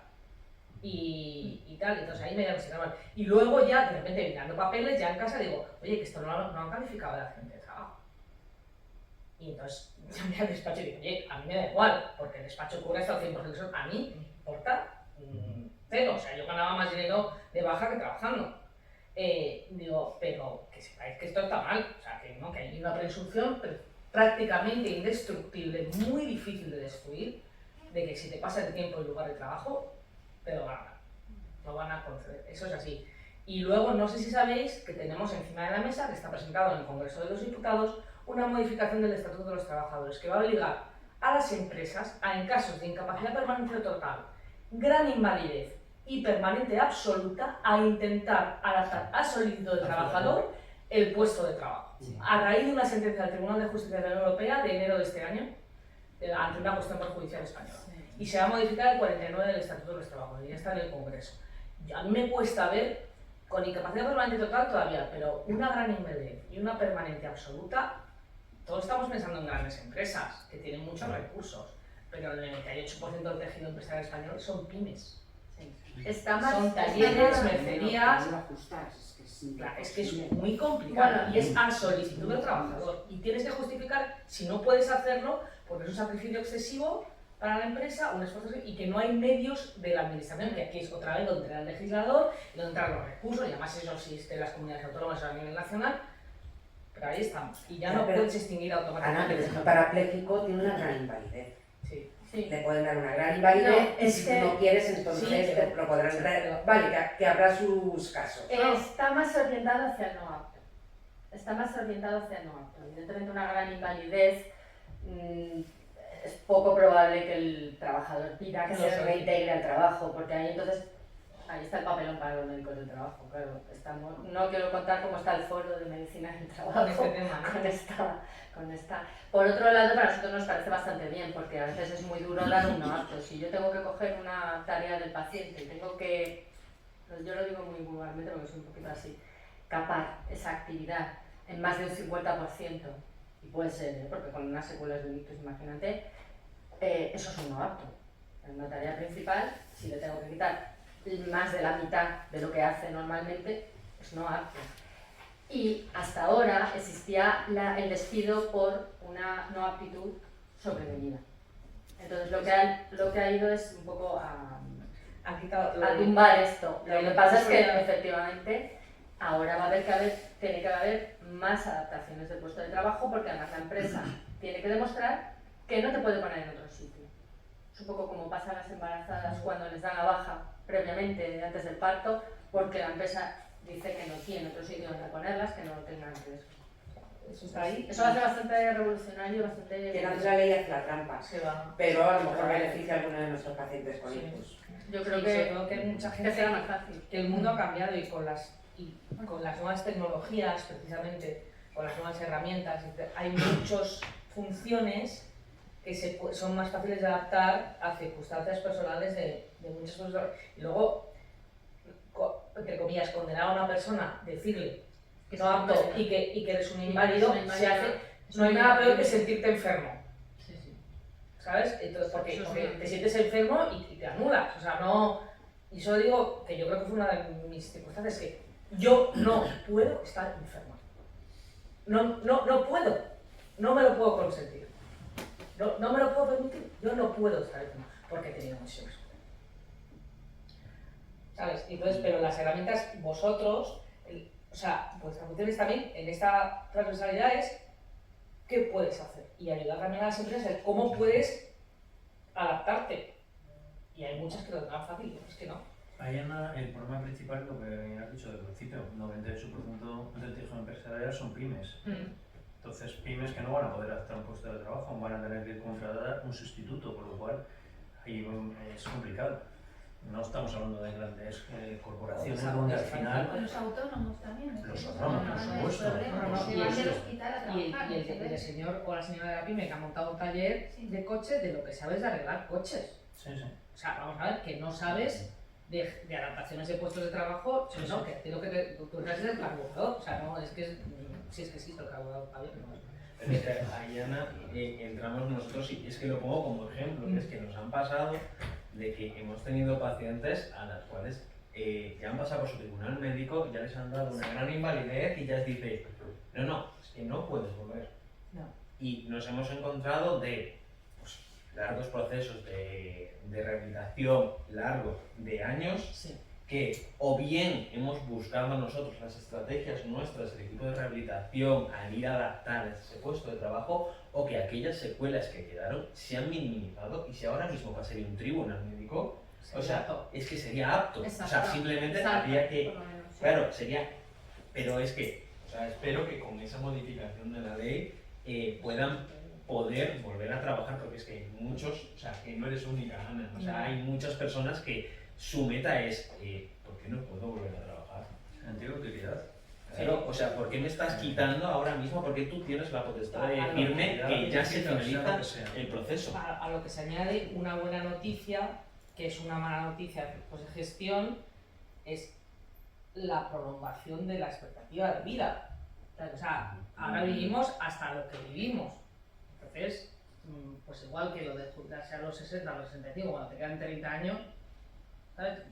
También, o sea, que yo entiendo el puzzle para el legislador, el político, el empresario, las personas trabajadoras, que es la forma correcta de decirlo ahora, los de prevención de riesgos, que vamos, o sea, no salir nuevamente. No. Esto, o sea, es complicadísimo. Bueno, veremos cuáles son las consecuencias de la ley, pero por lo menos yo, que soy optimista, creo que algunos de nuestros pacientes con ictus a lo mejor pueden volver a trabajar. Veremos después cómo va. Yo creo que lo damos por finalizado, que llevamos ya muchísimo tiempo. Muchísimas gracias a todos. Os enviaré un resumen con las conclusiones. Creo que hay algunas frases como Mundo Ictus, crear un Mundo Ictus como embajadores del ictus será otro de nuestros lemas. Y solo dar las gracias a todos los asistentes por redes sociales, como se diga, que se han enchufado muchísimo, a todos los asistentes en la sala y por supuestísimo a todos vosotros.